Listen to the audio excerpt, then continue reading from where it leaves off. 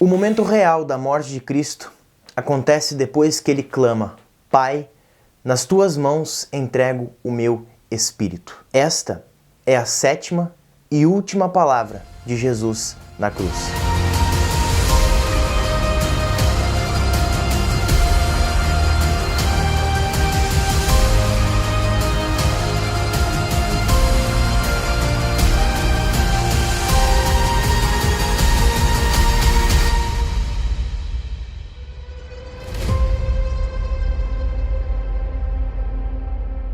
Aqui nesta sétima e última palavra de Jesus na cruz, nós vemos mais uma das referências que a cena da crucificação faz aos Salmos. No clamor do abandono, Jesus cita o primeiro versículo do Salmo 22, que diz: Deus meu, por que me desamparaste? E aqui, pouco antes do seu último suspiro, Jesus cita o Salmo 31, versículo 5, que diz: Nas tuas mãos entrego o meu espírito. Só que, enquanto o Salmo 22 é um salmo de lamentação individual, o Salmo 31 é um salmo de confiança. Esse tipo de salmo é caracterizado por ter um tom um pouco mais sereno, com expressões muito frequentes e fortes a respeito da confiança em Deus como aquele que redime, resgata e liberta o crente individualmente. E essas características podem ser percebidas nos versículos que estão ao entorno do versículo 5 no Salmo 31.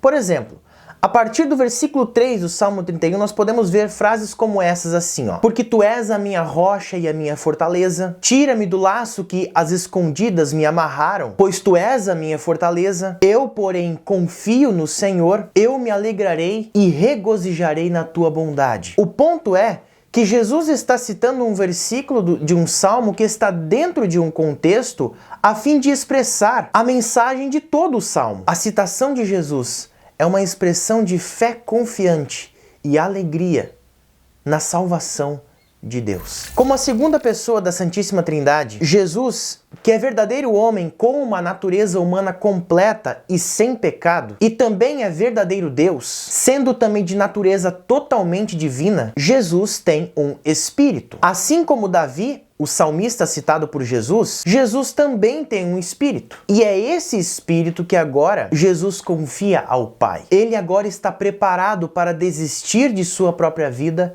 para dar o seu último suspiro. Essa palavra de Jesus na cruz mostra que a sua única preocupação, mesmo em meio a toda a sua dor e sofrimento, é a salvação da humanidade. E isso não é de agora. Nós podemos ver isso desde a primeira frase de Jesus, quando ele se preocupa em pedir ao Pai que perdoe as pessoas porque não sabiam o que estavam fazendo.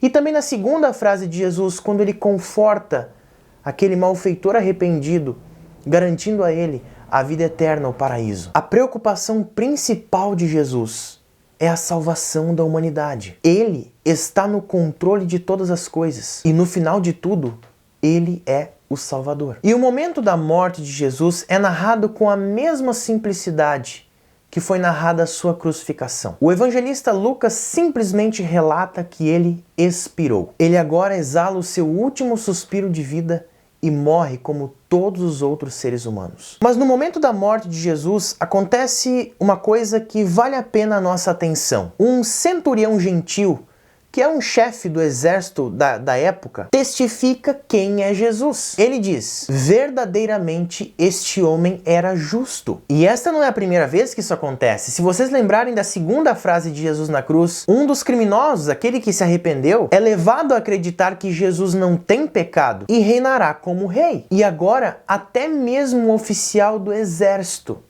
estava convencido disso. Ele foi convencido pelo que aconteceu na cruz. Ele viu que Jesus é realmente justo. Enquanto escreve o seu evangelho, Lucas inclui o malfeitor arrependido e esse centurião como duas testemunhas da inocência de Jesus. Ali na cruz, Jesus morre como qualquer outro ser humano, mas ali ele também é martirizado como outros profetas também já foram, como João Batista recentemente havia sido quando teve a sua cabeça decapitada a mando de Herodes. Acontece que Jesus é diferente daqueles que vieram antes dele. Ele é o filho obediente do Pai, que executou completa e perfeitamente o plano da salvação de Deus. E a singularidade de Jesus vem pelo fato de ele ser inocente. Ele não cometeu o pecado. Ele não mereceu aquilo. E essa sua inocência foi reconhecida tanto pelo malfeitor na cruz, como também pelo centurião gentil que ali estava presente. E isso é realmente verdade.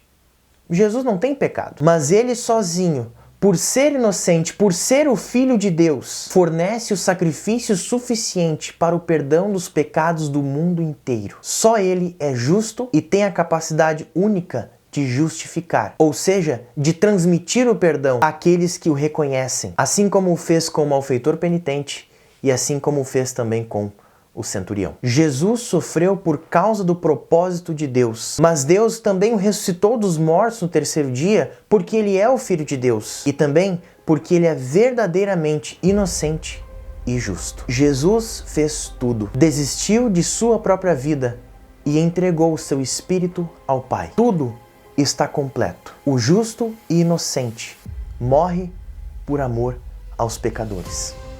Graças a Deus por Jesus Cristo, nosso Senhor. Amém.